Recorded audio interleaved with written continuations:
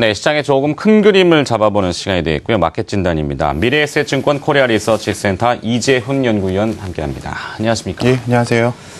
자, 우리가 지난 몇 년 사이에 금융위기 이후라고 칭해야 되겠죠. 네. 주식과 채권의 랠리가 동반해서 나타나는 그렇습니다. 현상이 있었습니다. 예. 이를 두고 유동성 장세, 초저금리 시대에 나타나는 현상 이렇게 분류가 됐었는데 올해 초는 조금 좀 주춤거리는 전환기의 그 얘기도 있었는데 이머징 국가들 때문에 네. 다시 지금 미국 같은 경우는 채권 가격이 오르고 있고 네.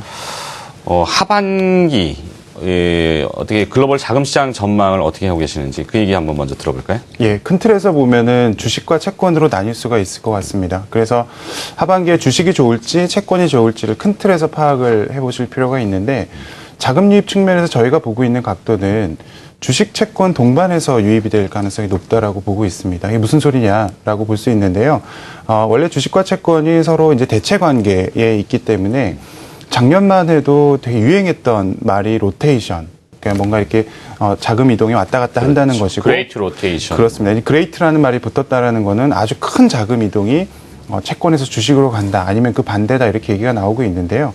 그게 아주 좀 희미해지는 흐름이라고 판단을 좀 드리겠습니다. 왜냐하면 가장 근본적으로는 미국이 중심이 된 저금리 환경이 계속 유지가 되고 있다는 것이고 연준의 옐런 의장의 얘기로는 물론 저희가 좀 최근에 테이퍼링이나 이런 부분에 대해 상당히 고통을 받았습니다만 어찌되었건 정말로 금리가 올라가는 것이 출구 전략의 가장 마지막 단계인데 이것이 빨라야 2015년 하반기 정도쯤으로 시장에서 좀 접근이 되면서 그러면 올해 하반기 정도까지는 계속 저금리가 유지가 되겠다라는 부분들이 인지가 될 것 같습니다. 그렇기 때문에 채권 가격이 생각보다 그렇게 크게 망가지는 구조가 아니라고 보여지고 그 과정에서 선진국 경기가 좋아지는 과정 그리고 신흥국에서 자금 이탈이 또 워낙 막대하게 강했기 때문에 그 부분들에 대한 반작용 이런 것들이 함께 어우러진다고 보면 하반기에는 주식과 채권이 크게 어떤 우열을 가기 어려울 정도로 동반해서 유입이 될 가능성이 높지 않을까 이렇게 저희가 예상을 하고 있습니다. 네.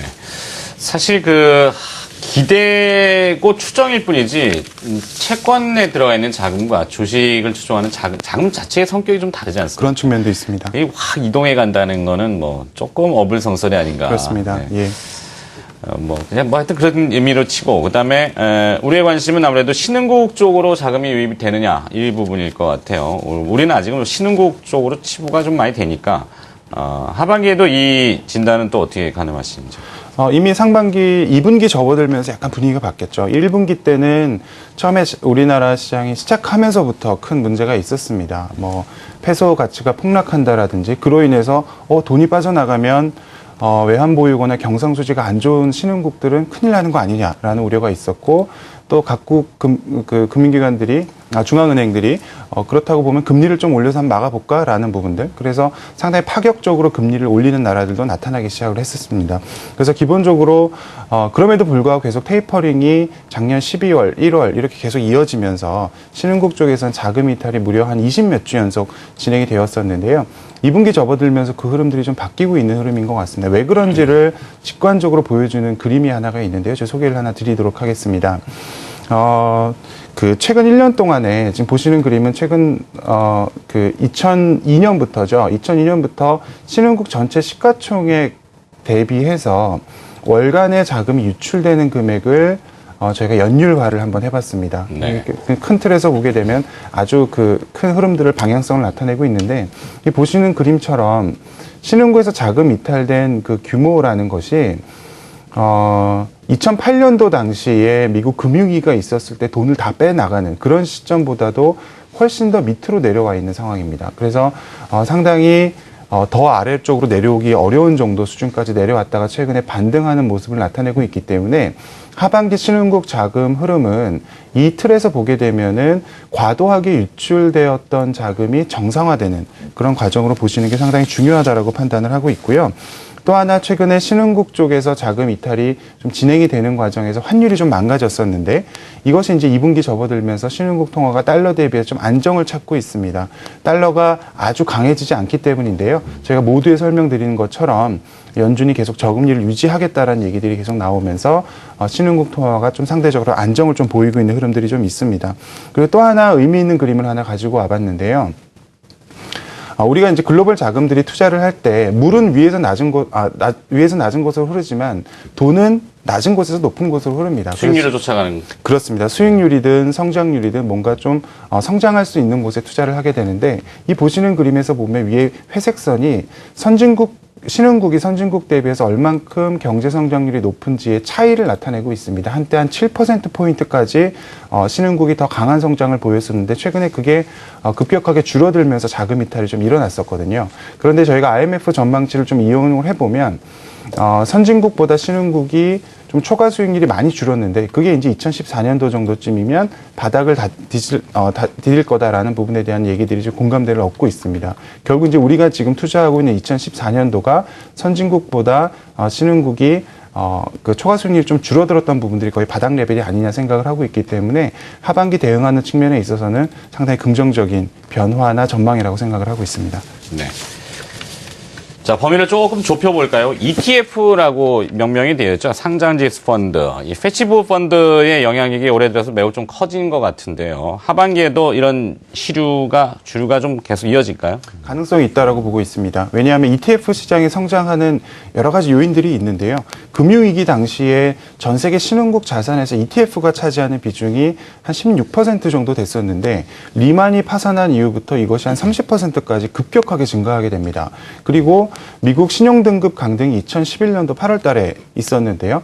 그때도 보시면 주가가 하락한 이후에 다시 ETF가 크게 증가하는 현상들을 발견을 하게 됐습니다. 굳이 좀 쉽게 말씀드리면 ETF는 위기를 먹고 지나간다라고 생각을 할 수가 있는데요.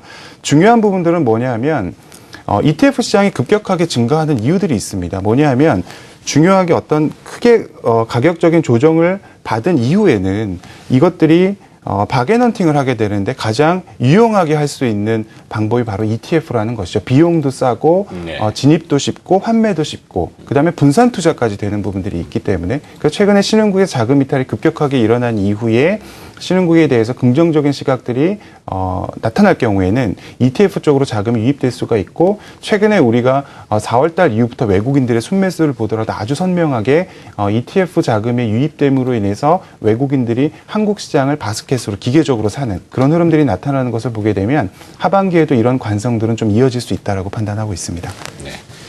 자, 외국인 투자자들의 수급도 한번 측정해 봐야 될 것 같은데요. 지금까지는 샀다 팔았다의 이 상반기까지만 봤을 때는 있었습니다만 최근 들어서 다시 순매수를 좀 유지하고 있고요.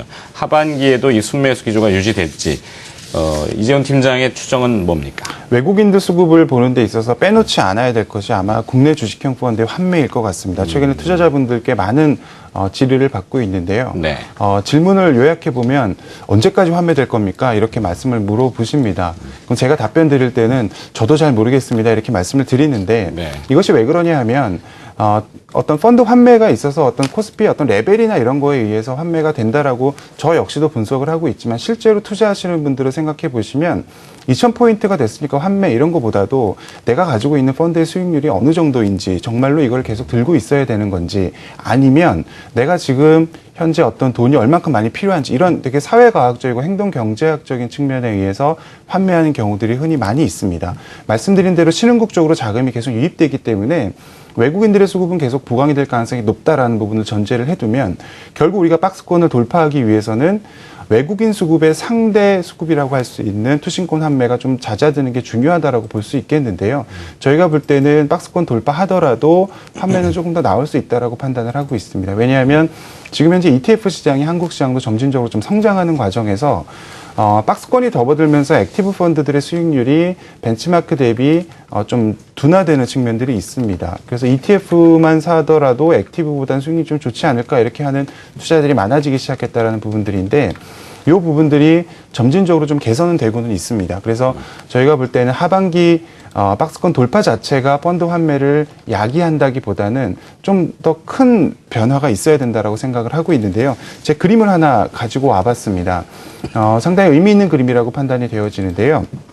보시는 그림은 2008년도부터 금융위기 직후에 이제 주가가 쭉 올라오는 과정에서 밑에 이게 하늘색으로 되어 있는 것들이 설정액 이렇게 되어 있는데 이게 이제 환매 모양을 나타내고 있습니다. 주가가 박스권을 돌파해서 계속 올라감에도 불구하고 화면은 지속적으로 지금 되고 있는 상황인데요. 언제 돈이 들어왔는지를 한번 봐주시면 코스피가 사상 최고치를 갱신하면서부터 자금이 들어오기 시작했습니다. 즉 박스권 돌파 자체가 크게 의미가 있다라기보다는 정말로 새로운 영역으로 코스피가 올라가는 정도의 투자자들에 대한 인식이 있어야만 소위 말하는 안달난 자금들이 좀 들어올 수 있다는 것이죠. 그래서 저희가 이번에 2050포인트 정도를 박스권 상단으로 보고 있는데 네. 이것이 넘어간다고 해서 환매 이제 안 나올 겁니다. 이렇게 얘기하는 것 자체는 사실 근거 좀 부족하다라고 보여지고 더 중요한 것은 외국인들의 수급이 현재 상태에서는 펀드의 환매를 좀 더 압도할 수 있는 흐름만 나타난다라고 보면 기본적으로 주가는 좀 상승할 수 있는 요인이 된다라고 보여지는데 아까 말씀드린 대로 신흥국 자금리 환경 자체가 그렇게 좀 움직이고 있는 흐름들 요거를 좀 저희가 긍정적으로 보면서 하반기 유동성을 저희가 대처를 해야 되지 않을까 생각을 하고 있습니다. 네. 자, 지수가 상승할 때마다 그 수급적으로는 외국인 순매수에도 불구하고 펀드 환매에 매번 막힌다 이런 표현이 나오고 있는데요. 꼭 펀드가 환매돼야만 되는 건 아니죠. 그렇습니다. 그렇죠? 예. 뭐 지수의 미래에 대한 수익률에 자신감이 있으면 환매를 안 하실 텐데 그렇습니다. 예. 아직은 자신이 없고 이렇게 되니까 자꾸 환매해 주세요. 그리고 또 필요한 자금이 있으시니까 그렇습니다. 뭐 경기가 좋아지고 뭐 소득이 늘어나고 뭐 좀 좋아지는 것이 확인되면은 펀드 환매도 잦아들겠죠. 그렇습니다. 네. 자, 마켓 진단을 들어봤습니다. 큰 그림을 좀 그려봤고요. 미래에셋증권 코리아 리서치 센터 이재훈 연구원이 수고를 해주셨습니다. 고맙습니다.